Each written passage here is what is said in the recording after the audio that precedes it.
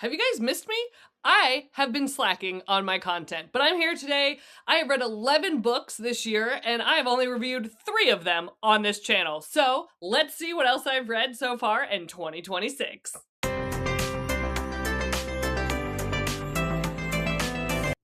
When you've read 11 books and only talked about 3, you have to break out the handy dandy book journal. So I'm gonna refer to my notes because I don't want to misremember things as we go. So I'm gonna just prop it up right over here. You may see it come back into frame. But let's talk about the Shepherd King duology, which is One Dark Window and Two Twisted Crowns by Rachel Gillig. I hope I'm saying that right. I know that a lot of people really love this duology. I will say I liked it okay. So I gave One Dark Window 4 hot chocolates because if you remember, I rate in hot chocolates because I am reading with hot chocolate. So I gave it 4 hot chocolates. I gave Two Twisted Crowns only 3 hot chocolates. It was good. I enjoyed it. I read the second one because I did want to know what happened. And I just don't understand the obsession. I don't know. I had a lot of friends who were like, oh my God, these are both 5-star reads and these are so great. And maybe I was just being a little bit cynical. But I asked some questions in book club and a lot of people went, I hadn't thought about that. I hadn't thought about that either. And I was like, are y'all just, I mean, it's fine to read for vibes. I often read for vibes. But I feel like with like a fantasy, you have to like kind of dive in a little bit more than like a surface level vibe. But that's just me. To each their own. But let's talk about both of them without trying to give too many spoilers. So we have Elsbeth, and she is infected with magic. And being infected with magic in this universe is a death sentence if you don't know the right people. If you know the right people and can work and benefit the family, the royal family, like they're gonna act like they don't know that you have this infection, right? They're gonna be like, no, we don't see it. Totally, no, don't have no idea.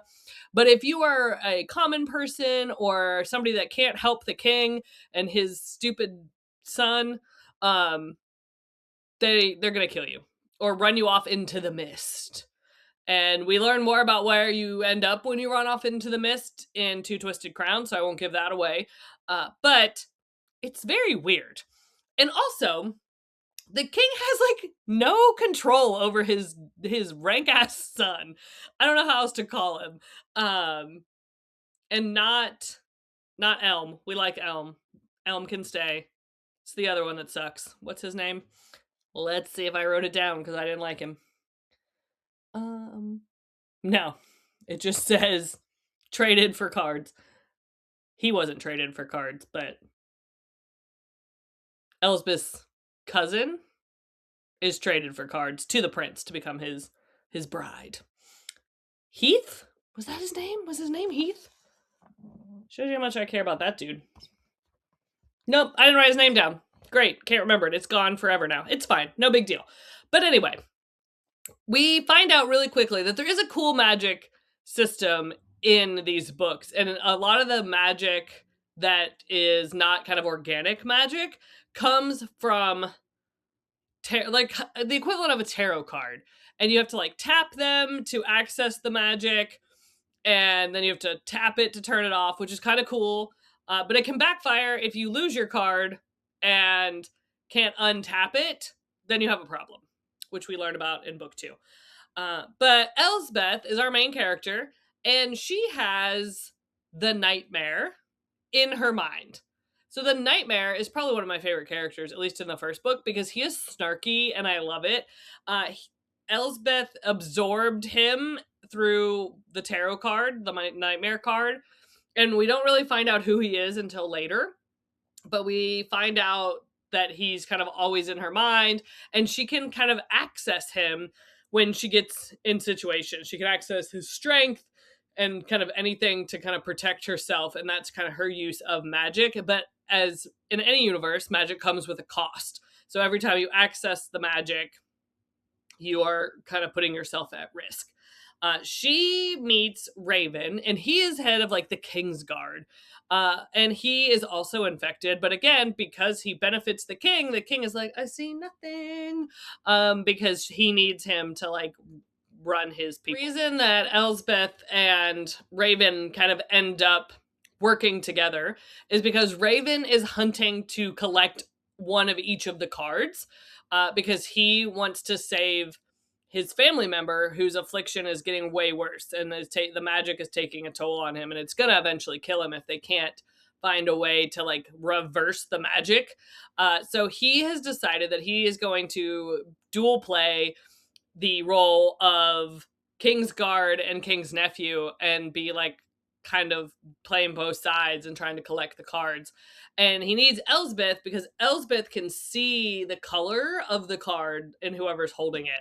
So when they have like the Black Horseman card, they're a different color. When they have the glamour card that I can't think of what it's called right now, like they glow a different color. So they kind of need each other. She needs his protection as she is infected, and he needs her to tell him when there's cards around so they can find them and try to make the deck, and in theory like free the magic and reverse everything that's happening that's gone wrong, and like get rid of the mist and all this stuff that's going on. So there is a lot of journey happening. Like I said, the Nightmare is fantastic. He's so sassy and I thoroughly enjoy it.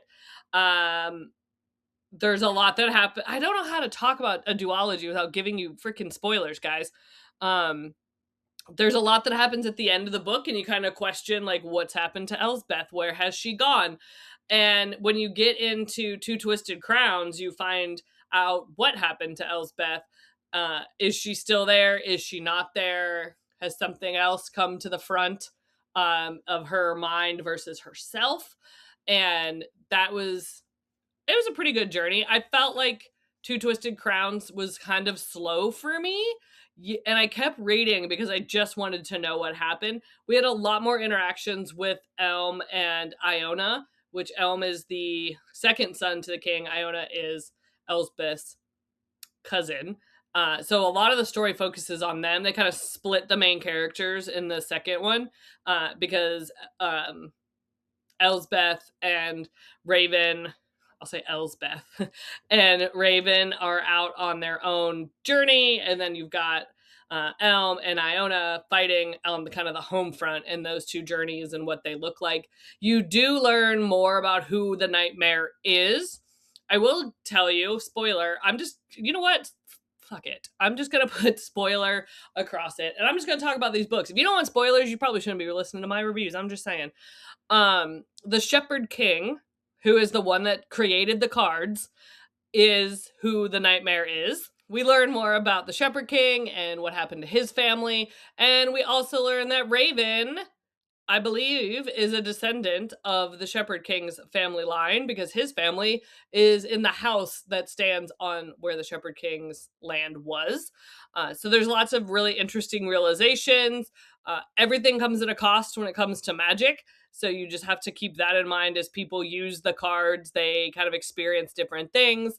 If you use certain cards, you'll see the dead, you'll see ghosts. If you use the maiden card, you become beautiful. And what happens if you don't turn the maiden card back off, and how that affects a person. The magic system is good, right? I don't dislike the magic system. It's very creative. I think the books just didn't hit for me. I know a lot of people are obsessed with these books, and I love that for them. For me, I was like so glad I got those from the library. They would not probably stay on my shelf, and I had wanted to read them for a long time. And a 4 hot chocolate's a good rating, guys, for the first book. I just felt like there was a lot of filler in Two Twisted Crowns. But if you like an interesting magic system, I recommend it. You may feel very differently. Tell me in the comments. But don't come for my neck, thank you. If it's because I don't like them as much as other people do. But they were a good little journey. I also have beef with the design of the cover.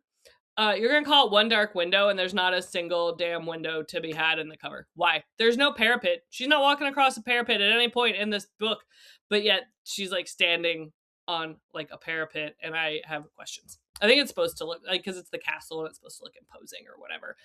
The cover of the second one, Two Twisted Crowns, makes sense because it talks about two trees and being twisted at one point. That cover tracks. I just have questions about One Dark Window.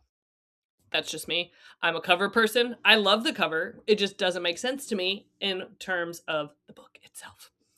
But like I said, please read them if you want. If you've heard good things about them, have a field day. Go read them. But just go in knowing that I only gave them 4 and 3 hot chocolates. I then had a lovely arc. I went hard different direction. I went from fantasy back over to romance. The E.M.M.A Effect by Leah Riley. And I think it's actually the second in her little series. And it was super cute. I gave it 3 hot chocolates. Again, not a bad score, guys. It was a romance. It was cute. You know what's going to happen at the end. But we have Harriet, and she is a STEM girly. She is making code, she's making programs, and she made a code for coaches to use with athletes to help the athletes become even better athletes, which you would think a lot of coaches would be like, yeah, sign me up. I want that so badly. And she goes to her friend and is like, hey, your cousin or brother or whatever he is that plays professional hockey, he's kind of having a rough season, right? Like things aren't going great for him. Do you think he would be my beta tester for this program and help me proof of concept that it works? And in true romance fashion, there are a little bit of enemies to lovers involved here. And he kind of struggles with, the idea of being kind of the test dummy for her project. And we quickly learn that she works with a whole lot of tech bros, and we hate them all. They're all terrible. And they just continue to show that they're terrible throughout the entire book. So keep that in mind. Oh, the one thing that I always felt bad for Harriet is that she always felt like she had to make herself smaller in settings because she was too much. She couldn't really be her full authentic self. And I felt that deep in my soul as someone who is very energetic and very loud and very much often feels like maybe I'm too much. But I'm at the age where I don't care anymore if people think I'm too much. If I'm too much, go find less. And I stand on that 10 toes down. So I felt for her in that setting of like, she feels like she can't be her full self because of the people that she's around. And I hated that for her. And Gale really does bring out, like they bring out the best in each other. That's the point of a romance. Gale has his kind of own traumas and things that really kind of shape who he is. In the book, he is, like I said, an NHL hockey player. His dad was an NHL hockey player, but his dad sucked. Not in the NHL, but as a human. And he left the family and like ran around and was like a drunk and just not nice and not there for the family. And so he's kind of living in the shadow of, yes, my dad was a great hockey player. I'm a great hockey player, but I'm also not my dad and I'm not going to be my dad. And he's kind of fighting against that in his own mind, which makes it very difficult for him to kind of come into his own, and you kind of see the struggle between him and his sister about their dad, and there's like all kinds of things. But overall, I really enjoyed it. I was here for the vibes. I'm here for the hockey romance, as many of us are, and I would recommend it. The E.M.M.A Effect by Leah Riley. 3 hot chocolates. Up next, I got to cheat, guys. I don't know why that's in there. Okay. And it's a cute cover. Look how cute the cover was. I got this as an arc from NetGalley. After that, okay. I should have rated this higher. I might go back and add another half a hot chocolate to this. I picked up this book at CrimeCon, and it is called, I'm going to read it because it's a long title, because nonfiction titles are very long. And I have a couple of friends who love nonfiction, and they always read really long titled books. So they're both named Shona or Adana, either one. We have Donna and Shona's that both read long titled books. And so I always call these Shona titles or Donna titles. And this one in particular is Murderland, Crime and Bloodlust in the Time of Serial Killers. and that is Caroline Fraser is the author. And I originally gave this 3.5 hot chocolates, but the amount of times that I have talked about this book since I finished it, I'm gonna bump my score up. Maybe not in my physical reading journal because then it'll be messy. But for the record, I'm actually think I'm gonna bump this up to 4 hot chocolates. I think it deserves it. It is a fascinating look and study at the idea of environmental factors affecting people and them becoming the serial killers that we know today.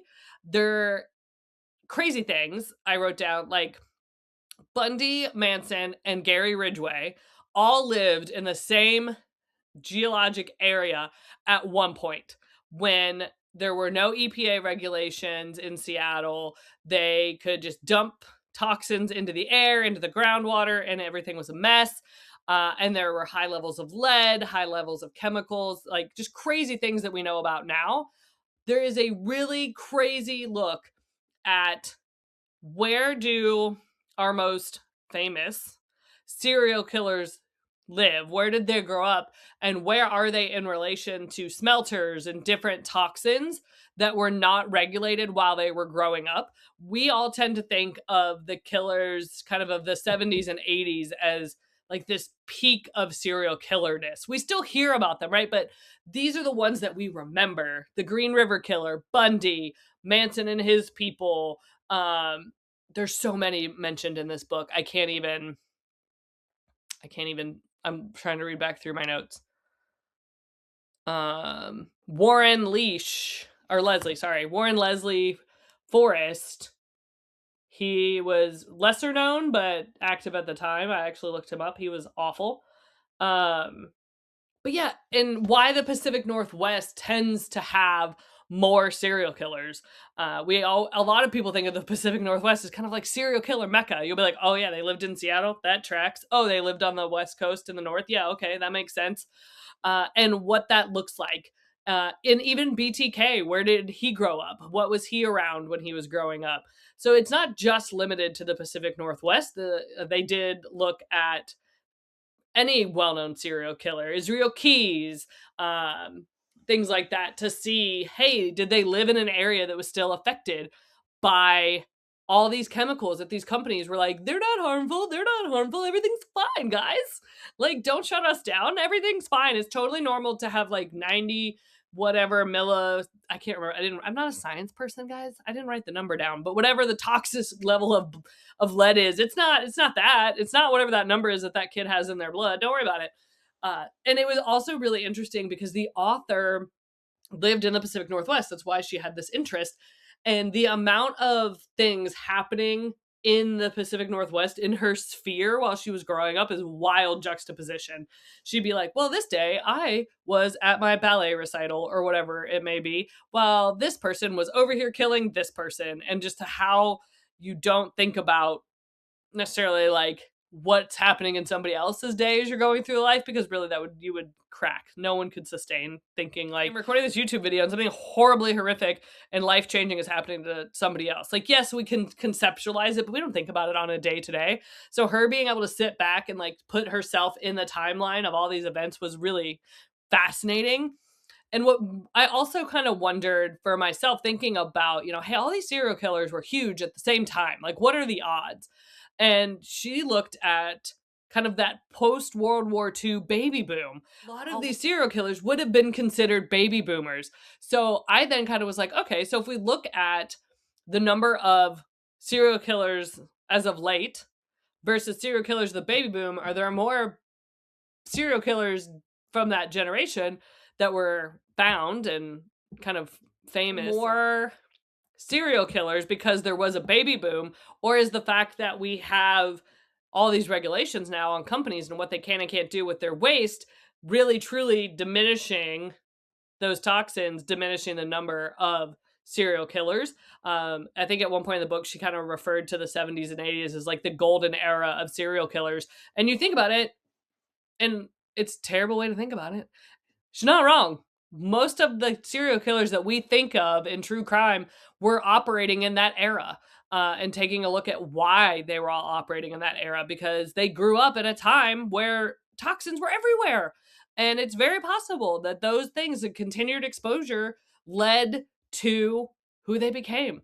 Now, there are a lot of people who grew up in those areas who did not become serial killers, obviously, but it's a really interesting study, and I really wanted my own murder board to draw the lines and figure out where everybody was, and it was fascinating to me to read and see and all of that stuff. I recommend, if you are a true crime person and also a bit of a environmentalist and things like that, you will really enjoy this book because it does make you want to sit down and map out all these serial killers and find out hey, what do they have in common? Where are they? What are they doing? How are they connected? How are the events that they're raised around connected?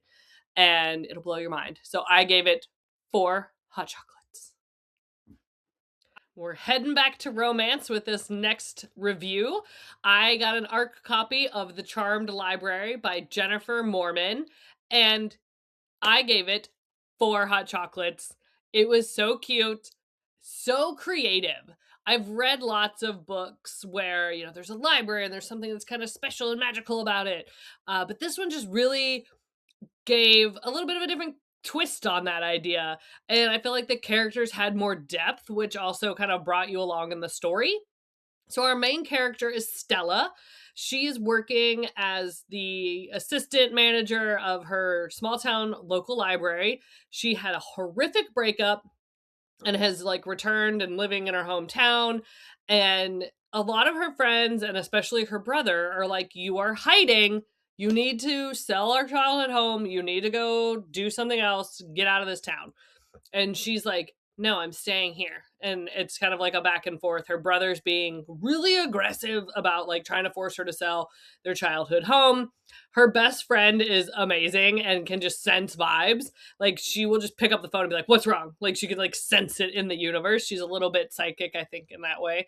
And Stella also has a little bit of a magic power, so to speak, is she can see words surrounding people.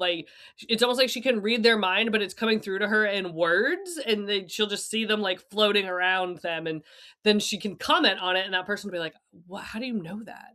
And she's always been able to see them, so she is always writing them down because they won't go away if she doesn't write them down. And she is trying to get over the ex, and she goes and burns the journals that she wrote all the things down with him. And she thinks that maybe that was a bad idea because the words start getting aggressive and making her ill when they kind of come out of her or she sees them. And she thinks, oh man, I've angered these words because I burned their books. And they weren't books, they were her journals, for reference. But it's kind of a magical idea of you can see the words, and she can produce the words out of her to help her solve her own problems. And she goes to the library late at night, and she hears voices down in the archives, and she's like, that's weird, I'm gonna go check it out. She goes down there, and there are a couple people, and they're just almost in costume, and she's like, what is going on? Arnie is the manager of the library. Is he having some kind of cosplay event or something? And she kind of shrugs it off, but she thinks that they're all in character. And just weird things keep happening around the library. Stella is a huge fan of her book boyfriends. Same girl. Same. And she goes back to the library and again finds people that she feels don't belong in the library. Come to find out that she's like, why does this one look so familiar? I feel familiar. It feels like I know him. And it is actually Jack from her favorite book. He was based loosely on a real person that lived in their hometown. And it's his story of his time as a soldier in World War II. Doesn't end well for him, I will tell you. And she kind of is trying to figure out, are these people really from books? Or is, Arnie up to no good? Arnie has a heart attack, ends up in the hospital, and she's not getting answers from him. But Jack is still there to kind of guide her, and he feels like he has to tell her what's going on, because if he doesn't, it's just going to keep getting worse. And come to find out, there is, a magic stamp pad, and you can check characters out on the magic stamp pad out of the books, and they can be out in the world for a certain amount of time, and then they have to go back to their book. And Arnie's been bringing characters out, and one of those characters has been Jack.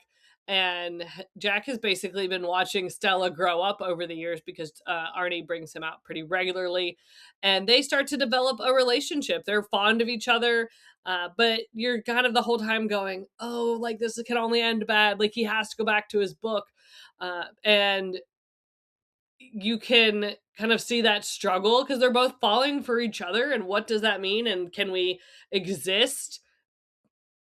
Like, what if he doesn't go back to his book? And then we learn about what happens if something doesn't go back to its book. She learns the hard way that she brings characters out of books that she has no business bringing out of books, aka Hook. Sometimes you shouldn't bring the villains to the real world, and kind of a chaos and caper of what she does when she doesn't believe what Jack's telling her, that she's like, no, this can't be real. Like, this is not what's actually happening. Like, I'm going to prove it. And she like starts kind of checking out characters, and the chaos is fantastic. Overall, I really enjoyed the vibes of this book. I thought it was a fun magic system. You learn a little bit more about Stella as a person. Her father's passed, which is why she inherited the house. But the big question is, where the hell did her mother go? One day, her mother just whoop, flittered off. And we learn more about her mom throughout the book. We learn about what Stella's magic kind of, I don't know if you want to call it magic. It's not conventional magic, but her powers, where they come from. And I just really enjoyed it. I was glad I got the arc. Recommend it. 4 hot chocolates. All right, I got to cheat again. Got to flip through the book. We're back to nonfiction. And I'm going to say we're back to nonfiction, but I'm going to use that word loosely. One of our book clubs read In Cold Blood by Truman Capote, and I gave it 2.5 hot chocolates because it was weird to me. I know this is like the preeminent true crime novel because he wrote it not in a researching way.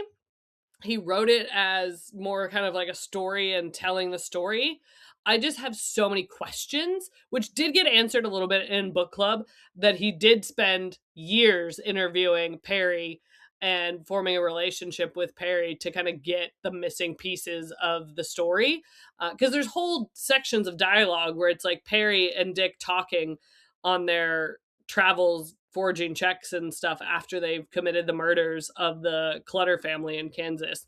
And I was like, how the hell does Capote know this? Like, this is wild. He's got to be making stuff up. Come to find out, he wasn't. I mean, I think he did probably kind of fill in some gaps, but he did have a questionable closeness with Perry that I learned about in book club. So that was a rabbit hole I have not gone down, but I might at some point decide to go down that rabbit hole. Also, Harper Lee helped him write this book and research this book, and she gets 0% credit other than in history. People know that happened, so I just want to shout that out because they were friends up until they wrote this book kind of together. But the main part of this book, and I've talked a lot before I get to the main part, is that the Clutter family is murdered in their farmhouse in Kansas in the late 1950s. And the whole book is talking about from the killings all the way up to, spoiler warning, the executions of Perry and Dick. And why did they kill the Clutters? What were they after? How did they escape justice for so long? Because it took them a while to figure it out. This was the almost 60s. There was no DNA. They had fingerprints, but they didn't have the same technology that we have now, quite obviously. But I don't know. I didn't love it. I felt like the book was dry. And I just questioned how he got his information because I felt like it was a lot of filled in information because I didn't know he had talked to Perry a lot. So, but I still feel like it's weird. He also spent a lot of time talking about other cases towards the end, which I was like, I don't care about these people.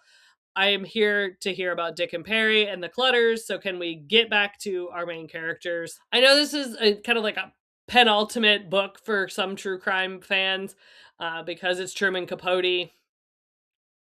I don't know what the hype was about. I would not recommend it. There are far better podcasts and documentaries about the Clutters than reading In Cold Blood. But if you really wanted to say, like, yes, I've read Capote, you can read this and cross his name off your list if you feel that urgency. I had this kind of in a thought to read at some point, and then when the Book Bros nonfiction group was doing it, I was like, yeah, let's do it. And it was okay. It wasn't great. Go watch a podcast about it or find a YouTube video about it. It's probably better for you. And then we're back to romance. I will give myself credit that I've had a very diverse reading year in those 11 books in these 2 months. I have not just read all romance. I've bounced around the map a little bit, and that I am proud of myself. But the next book I read was Daydream by Hannah Grace, which is part of the Maple Hill series, which is Icebreaker and Wildfire. This is the third book, and I gave it 4 hot chocolates, and it was so freaking cute. I loved it. I was so glad I finally moved it up my TBR because I really did enjoy the characters, which our characters are Haley and Henry. Henry has popped up in the other books, so he will be familiar to you if you've read the first 2 in this series. They are kind of standalone. You don't have to read them, but people do pop in and out of both, so it does help to have read the first 2. Henry is the now captain of the Maple Hills hockey team. Yes, I'm back in hockey land. I live there now. It's fine. I'm at the cottage, as is most people. Henry is probably also very much undiagnosed, like ADD, and various other things. And Hannah Grace actually references this at the beginning of the book, that she purposely never has him kind of officially diagnosed, because she, for herself, was not diagnosed with the things that she lives with. So she didn't want to change Henry too much, based on what we already knew of him. But you know kind of where he is in his life and what he may be struggling with. He gets overstimulated, he procrastinates, all those type of things.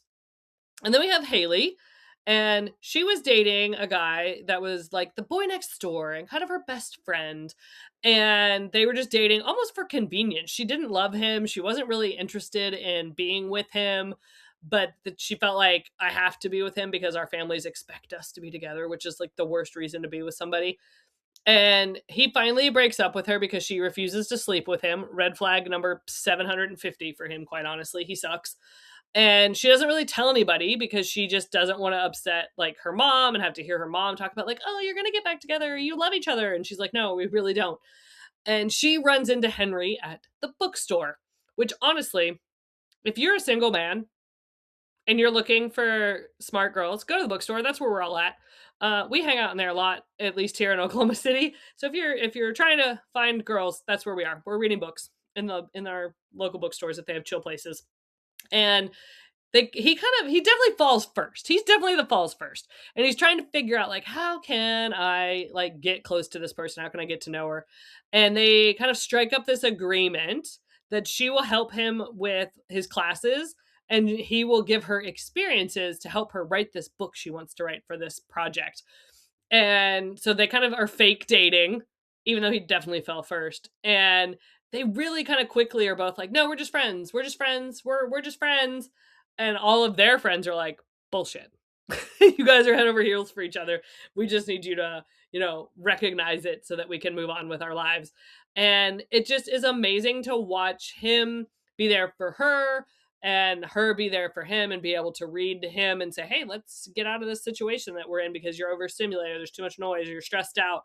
And him being able to say, hey, let me help you. Like, let me give you some ideas for your book. Let's go on a date so you can write effectively about a date. And of course, things escalate and it is waiting for them to realize that it's not just giving each other experiences anymore. It's being there and loving each other and all those type of things. And it was so good. And I recommend it. I recommend that whole series. Love it so much. First DNF of 2026, you guys. I'm going to briefly talk about this. I made a short about it, but I will give it a little bit of time here. Superfan by Jenny Tinghui Zhang? I'm so sorry I'm butchering your name and I DNF'd your book. That is terrible news for you. I got this book as an ARC. I am a fangirl, right? You have seen my videos of me standing against my fangirl wall over here. I am a fangirl. And I was so excited because this book was like girl and her favorite band and like helping them solve a problem, and it's like it sounded so good. I'm not doing it justice on the description there. And I was on page 2 and said, I hate this book, I want to DNF it. And the reason I wanted to DNF it is because it was offensive to fangirls. Quite honestly. I hated everything about the character. What was her name? Minnie. Her name was Minnie. And she's like just unlikable. She's no self-esteem, doesn't stand up for herself, doesn't speak, doesn't have any personality whatsoever. And she finds an obscure video on YouTube of this brand newly minted K-pop band, and they become her entire personality. Now, that is kind of what happens to fangirls, right? You find like the one song or the one video, but I feel like most of us are not just the surface level of a fangirl. Like, we have our own personalities. We have other things that interest us. Yes, we will fangirl, but there are more to us than that. And I just feel like this book just paints fangirls in the worst way. The K-pop band seemed out of sync. Yes, we know that K-pop bands are, auditioned for, and they go through boot camp, and there's a lot of things that go into being in a K-pop band. Nothing about this band seemed like it was accurate to me. The one guy's got some kind of secret. I didn't care what the secret was. Minnie knows the secret at some point, I think. And it's like a scandal. I'm not 100% sure. I quit reading after page 50.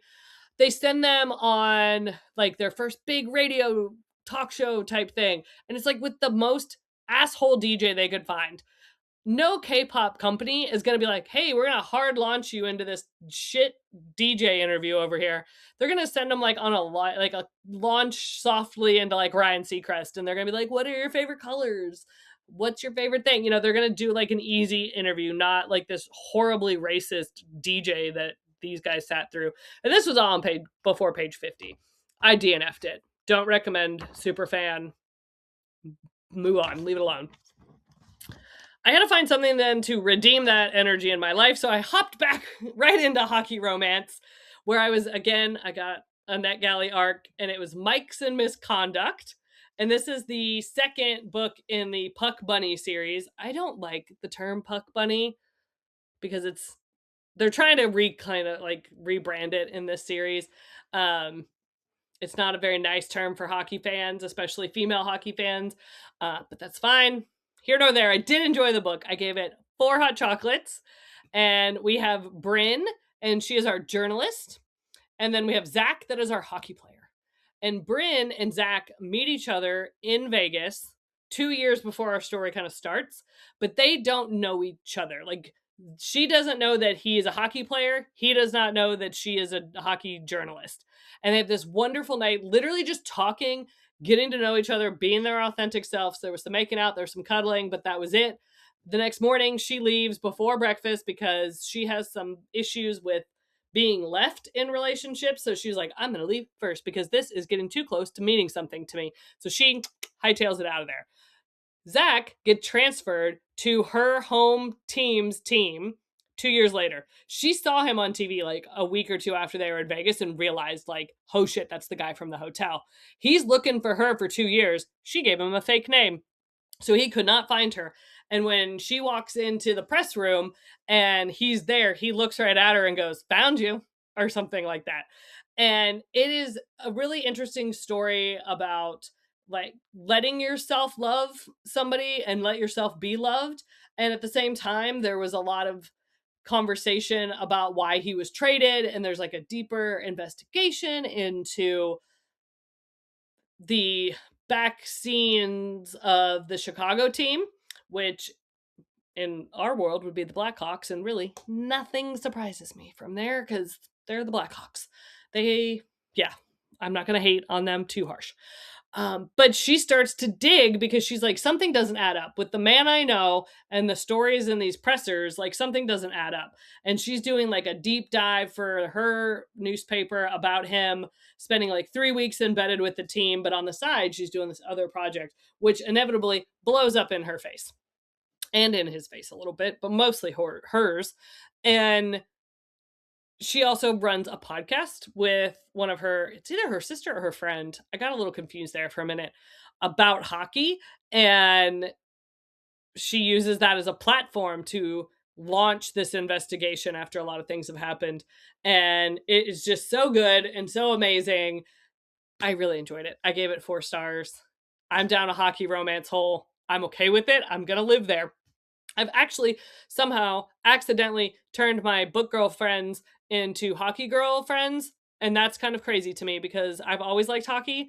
And I never had anyone to go to hockey games without here in Oklahoma because we don't have a lot of hockey opportunity. And now my 2 friends, Mandy and Lacey, and several of our other friends are like, oh my God, when's the next game? Where can we go? Can we go tomorrow? And I was like, guys, hockey season's almost over. So next season, all the hockey is going to happen, I think. So that'll be fun. So thank you, hockey romance authors, for teaching my friends about the epicness that is hockey. I appreciate you. We haven't really taught them anything about hockey, but they do now enjoy going to hockey games, so that's good. But yeah, that is my January and February reading wrap up, and I'll be back in a couple days, probably this time next week, with some more information and some more content. So I'll see you guys then. Have a good week. And don't forget to hit that subscribe button and turn on those notifications so you never miss one of my videos.